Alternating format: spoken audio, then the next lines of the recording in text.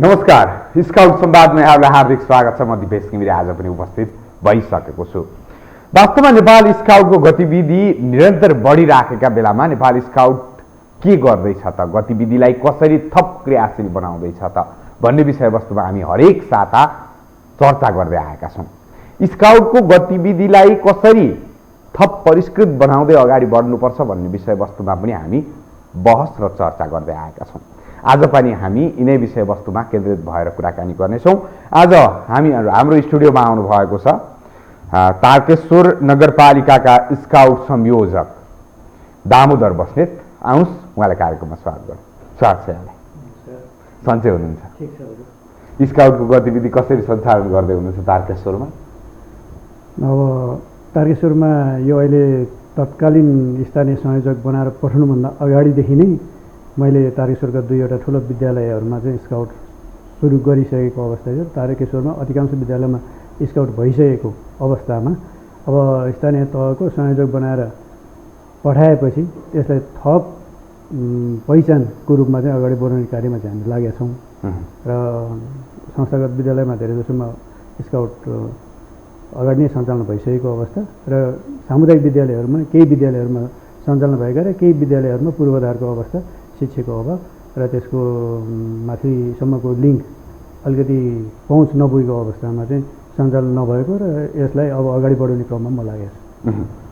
खास वास्तवमा सामुदायिक विद्यालयहरूमा स्काउट सबैमा पुर्याउने भन्ने लक्ष्य छ। तपाईँको नगरपालिकामा तपाईँ संयोजकको हिसाबले पनि कोअर्डिनेसन गरिरहनु भएको होला। के छ स्थिति? सामुदायिक सबैवटा विद्यालयमा पुगिसकेको हो तपाईँको नगरपालिकामा? तारकेश्वर नगरपालिकामा सबै सामुदायिक विद्यालयमा स्काउट शिक्षा कार्यक्रम लागू भएको छैन।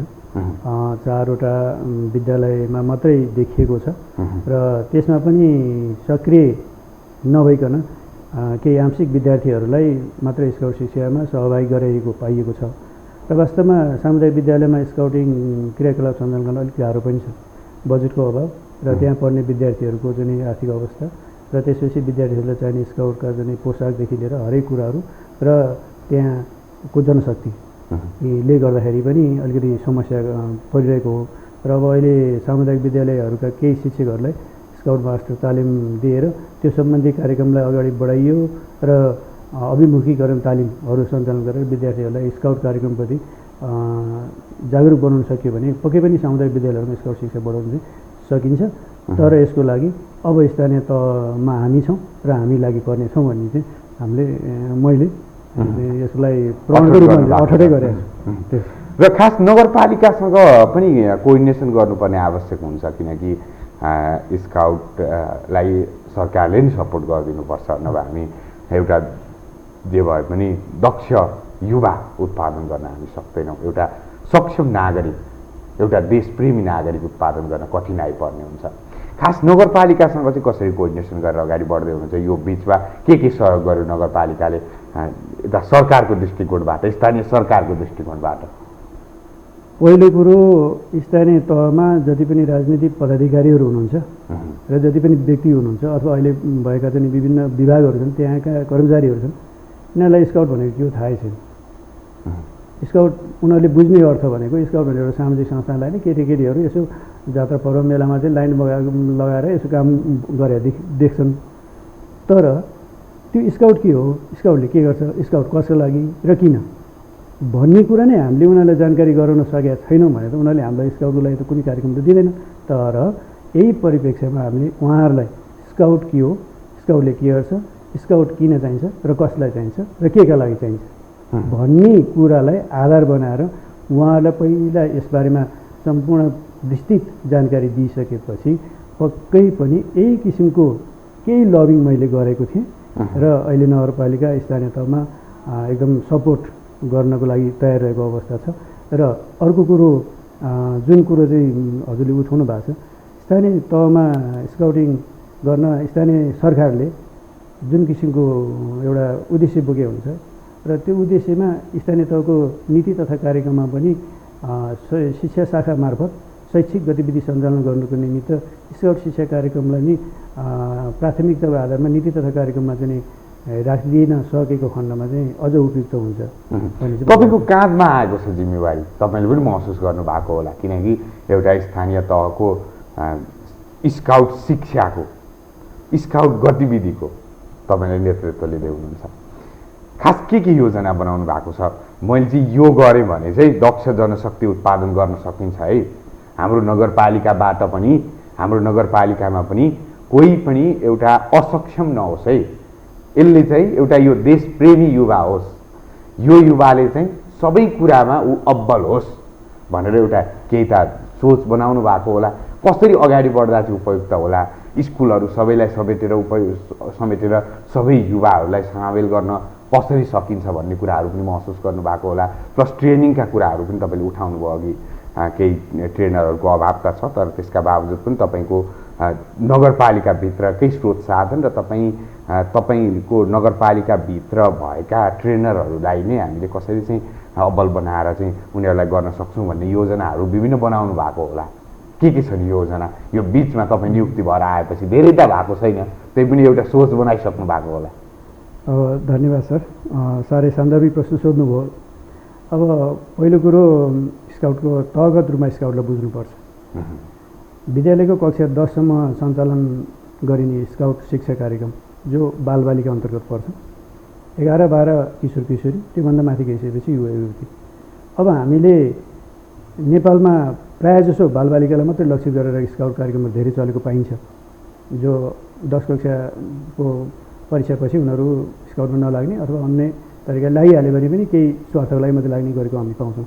तर मैले तारकेश्वर नगरपालिकालाई यसै कुरालाई चाहिँ मैले तारकेश्वर नगरपालिकामा विद्यालयमा त स्काउट शिक्षा कार्यक्रम विस्तार गर्ने जुनसुकै हालतमा पनि, तर विद्यालयबाट महाविद्यालय कलेजमा गइसकेपछि त्यहाँका युवा युवती किशोर किशोरीलाई चाहिँ स्काउट कार्यक्रम कसरी सञ्चालन गर्ने त भन्ने कुरा एउटा लक्ष्य लिएको छु। जुन लक्ष्य अनुसार चाहिँ जो विद्यालयमा 11-12 चलेको छ अथवा ब्याचलर्स लेभलकोसम्म पढाइ हुन्छ, त्यहाँ गएर त्यहाँको विद्यालय त्यहाँ अध्ययनरत युवाहरूलाई चाहिँ स्काउट कार्यक्रम बारेमा अभिमुखीकरण तालिम दिने र त्यसपछि त्यो बाहेक खुल्ला रूपमा जो स्काउटमा चाहिँ आउन चाहन्छन् आह्वान गर्ने, जो आह्वान गरे अनुसार मैले एउटा कार्यक्रम सञ्चालन गरिसकेको छु। तारकेश्वर नगरपालिकामा 11वटा वडा छ, त्यो 11 वडालाई नै समेट्ने गरेर मसँग अहिले 45 जना युवा युवतीहरू चाहिँ तारकेश्वर ओपन स्काउट क्रू भनेर त्यसमा संलग्न छन् र प्रत्येक शनिबार प्रशिक्षण कक्षा भइरहेको छ। यस्तो अवस्थामा पनि प्रशिक्षण कार्यक्रम भइरहेको छ, जसले तारकेश्वर नगरपालिकाको 11वटा वडामा आवश्यकता पर्दाखेरि स्वयंसेवी फोर्सको रूपमा चाहिँ काम गर्न सकुन् भन्ने उद्देश्यले त्यो कार्यक्रम सञ्चालन गरिसकेको छ। कार्यक्रम अगाडि बढिसकेको छ र अब यो कोभिडको कारणले विद्यालय कलेजहरू बन्द भएको हुनाले कलेजमा हामीले विस्तार गर्न पाएको छैनौँ र अब यही कार्यक्रम अन्तर्गत म यहाँबाट स्पष्ट गर्न के चाहन्छु भने अबको दिनमा पहिलो कुरो राजनीतिक व्यक्तिहरू जो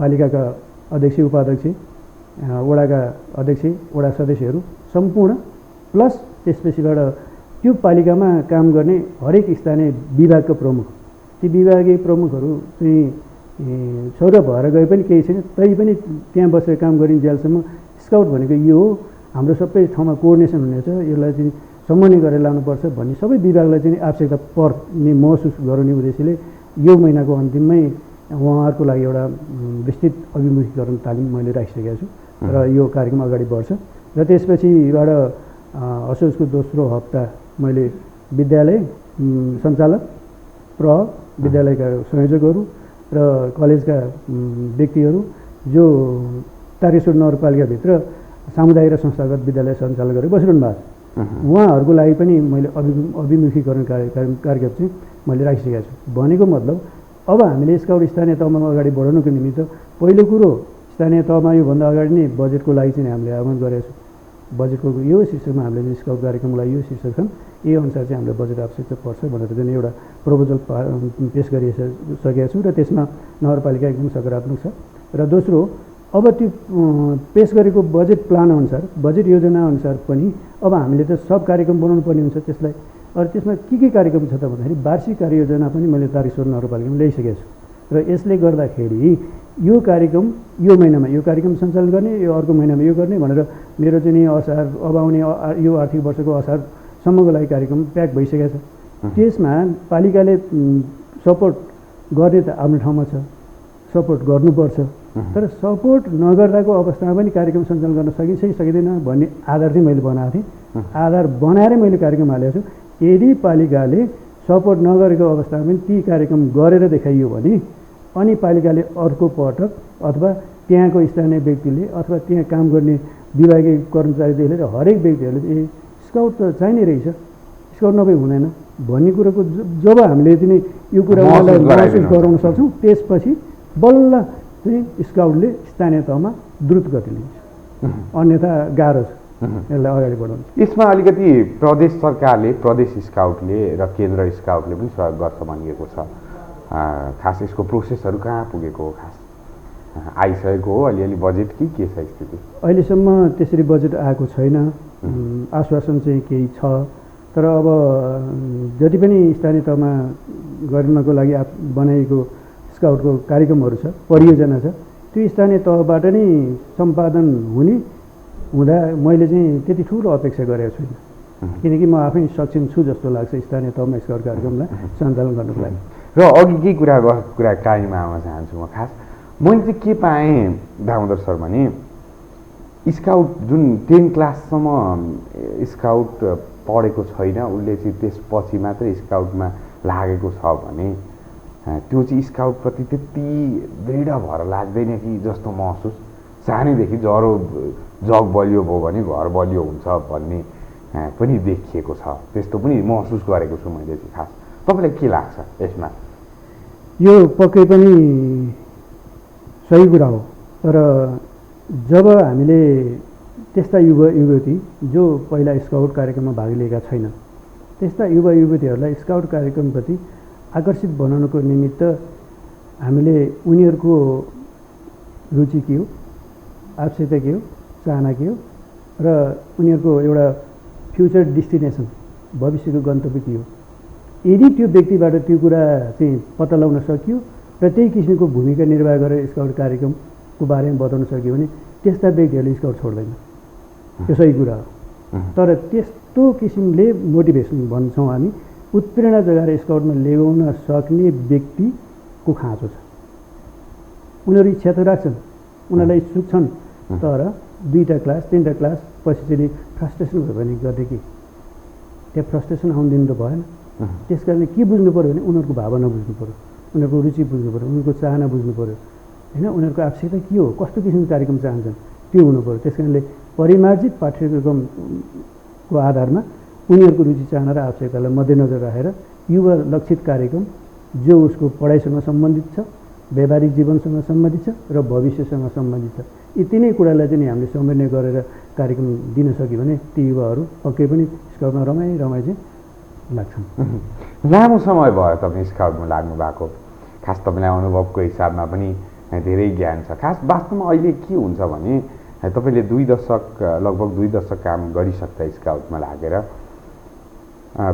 अहिलेको परिस्थितिमा चाहिँ तपाईँको अलिकति ट्रेनरको अभाव हो कि जस्तो महसुस सबैले गरेको पाइयो। खास स्काउटमा मैले पनि स्काउटका अहिलेसम्म कार्यक्रम चलाएको हिसाबमा अनुभव प्राप्त गर्दा अलिकति ट्रेनरै अलिक अभाव भएका हुन् कि हामीले उत्पादन गर्दाखेरि ट्रेनर भइदिए पनि अझ दक्ष जनशक्ति भएका ट्रेनरहरू अलिकति अब्बल ट्रेनरहरू नभएका हुन् कि भन्ने महसुस राष्ट्रिय स्तरमा कुराकानी गर्दैछु म तपाईँसँग, भए जस्तो महसुस भएको छ। तपाईँलाई के लाग्छ? राम्रा प्रशिक्षकहरूको अभाव हुँदै गइरहेको अवस्था चाहिँ हो यो पक्कै पनि। र अब यसलाई मिलाएर लैजानुको निमित्त नेपाली स्काउटले सबैभन्दा ठुलो के जोखिम मोल्नुपर्ने हुन्छ भने कतिपय स्काउट प्रशिक्षकहरू उहाँहरूलाई पुनर्ताजगी तालिम मार्फत सक्रिय बनाउने र त्यसपछिबाट दोस्रो पुस्ता जो हाम्रो भन्दा पनि अबको पुस्तालाई यदि चाहिँ हामीले राम्रो प्रशिक्षण दिन सक्यो भने त्यो किसिमको चाहिँ ग्याप नहोला। तर त्यसको लागि राष्ट्रिय स्तरमा उपलब्ध हुने प्रशिक्षक र यदि उपलब्ध भएन भने अन्तर्राष्ट्रिय लेभलको प्रशिक्षकहरूलाई पनि बोलाएर र अन्तर्राष्ट्रिय लेभलका प्रशिक्षण दिने कार्यक्रमहरू चाहिँ सञ्चालन गर्नुपर्ने हुन्छ। र यही क्रममा एउटा के भन्छु भने हजुरलाई यस कार्यक्रम मार्फत एउटा स्काउट शिक्षक हुनलाई आवश्यक पर्ने गुण के हो, कस्ता व्यक्ति चाहिँ स्काउट शिक्षक हुन सक्छन्, ती व्यक्तिको समाजमा कस्तो एउटा पारदर्शिता हुन्छ, ऐना हो। स्काउट प्रशिक्षक स्काउट शिक्षक भनेको एउटा समाजको ऐना हो। त्यो ऐना बन्नको निमित्त त सक्नु पऱ्यो नि। त्यस कारणले स्काउट गर्छु, स्काउट शिक्षा सञ्चालन गर्छु, स्काउट कार्यक्रम चाहिँ परिचालन गर्छु, म यस्तो गर्छु उस्तो गर्छु भनेर लाग्नुभन्दा पहिला आफूमा स्काउटिङ गुण विकास गर्नुपर्छ, स्काउटिङमा सिप विकास गर्नुपर्छ, स्काउटिङको दक्षता वृद्धि गर्नुपर्छ।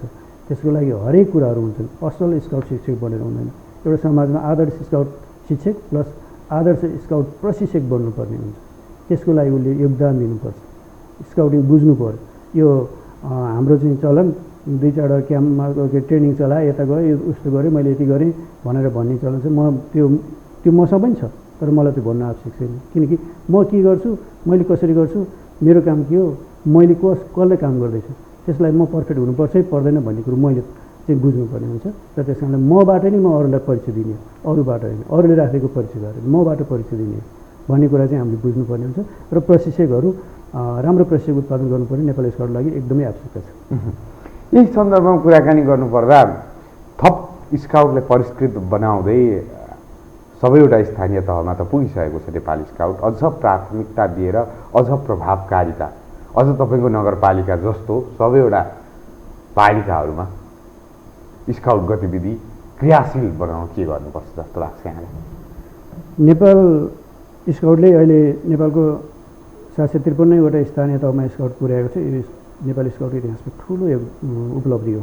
यसमा नेपाली स्काउटको अहिलेको हालका राष्ट्रिय तदर्थ समितिका संयोजक लोकबहादुर भण्डारी सरलाई हामीले नमन गर्नैपर्छ।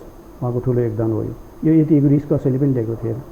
अहिले योभन्दा अगाडिका अग्रजहरू थिए, राजाको पालामा पनि त थियो नि। उहाँ चाहिँ विकास क्षेत्रमा किन सबै जिल्लाको अन्तर्कुन्तरमा स्काउट पुगेन? त्यसपछि एउटा 48 सालमा प्रजातन्त्र पनि आयो, त्यसपछि किन पुगेन त?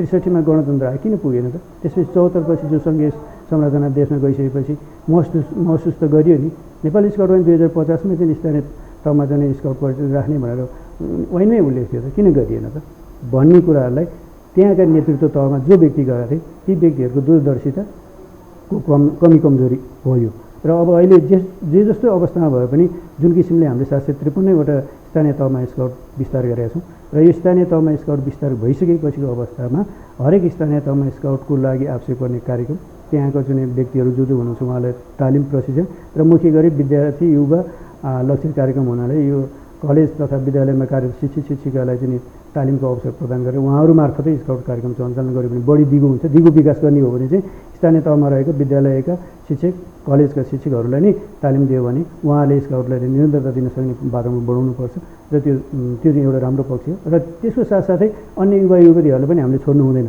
किनकि विपद व्यवस्थापनको कार्यक्रमहरू सञ्चालन गर्दा त बालबालिकाले पनि गर्दैन।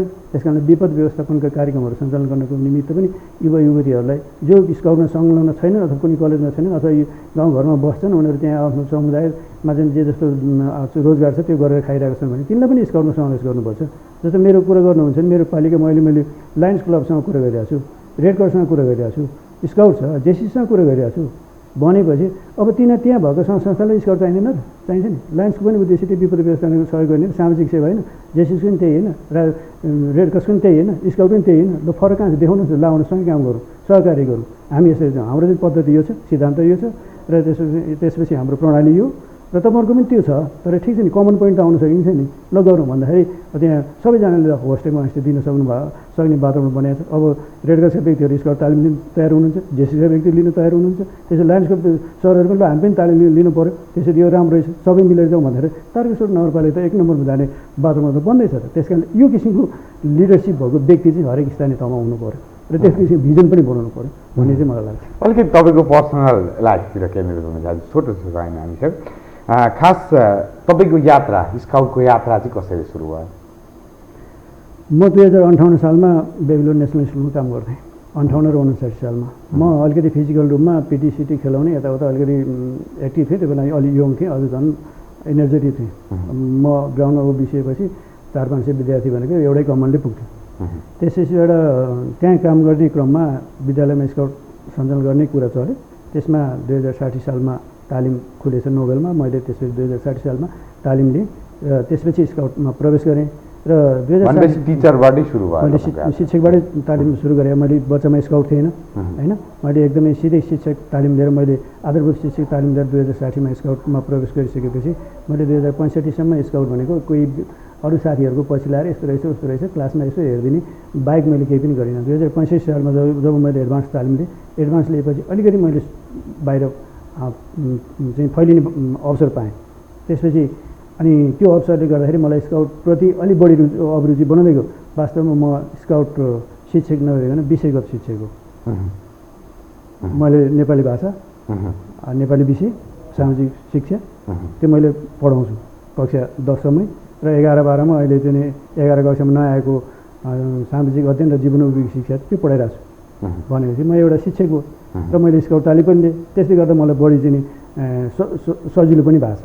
त्यसपछि 2072 सालमा गएर यो सहायक राष्ट्रिय प्रशिक्षकको तालिम लिएर भारतमा गएर तालिम लिएर आइसकेपछि अब अहिलेको अवस्थामा चाहिँ यसरी अलिकति स्थानीय तहसम्म फैलिन पाउँदाखेरि आफूले चाहिँ एउटा सानो ठुलो त्यस्तो ठुलो गर्व चाहिँ छैन, तर सानो गर्वको रूपमा ल्याएको छु, अवसरको रूपमा ल्याएको छु। यो अवसर चाहिँ चुनौती हो, यसलाई चाहिँ स्थायित्व दिन सकिन्छ सकिँदैन र मैले चाहिँ योभन्दा अगाडि अब जे जति गरे पनि स्थानीय तहलाई एउटा नमुना बनाएर देखाउनको निमित्त चाहिँ के गर्न सक्छु भनेर लागि परिरहेको छु। खास पहिलेको स्काउट तपाईँ प्रवेश गर्दाको स्काउट र अहिलेमा के परिवर्तन पाउनु? पहिलाको स्काउट धेरै दुःख थियो। त्यहाँ सबै कुराहरू आफैले व्यवस्था गर्नुपर्थ्यो र मैले पनि आफैले खाना बनाएर तालिम लिएको अवस्था हो। अहिले त्यो छैन, किनभने हरेक कुराहरू परिवर्तन गर्दै जानुपर्छ।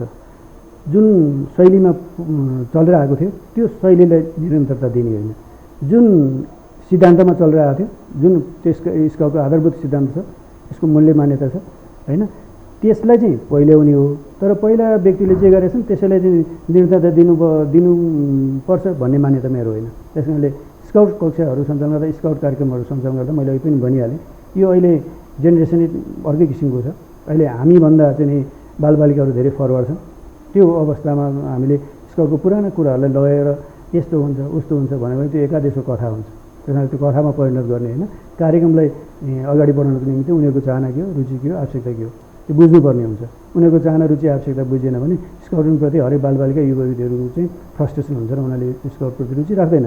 त्यस कारणले यो अवस्थामा अब हामीले परिमार्जित रूपमा यसका आधारभूत सिद्धान्तलाई कुनै खलल नबनाउने गरी, यसको मूल्य मान्यतालाई कुनै खलल नबनाउने गरी युथ प्रोग्राममा दिएको 5वटा क्षेत्रलाई आधार बनाएर जति पनि हामीले कार्यक्रमहरू गर्न सकिन्छ यसको पद्धति, सिद्धान्त र उद्देश्यलाई चाहिँ आधार बनाएर गर्नुपर्छ र यसलाई पहिलाको भन्दा केही परिमार्जित गर्दै लैजानु पनि पर्छ।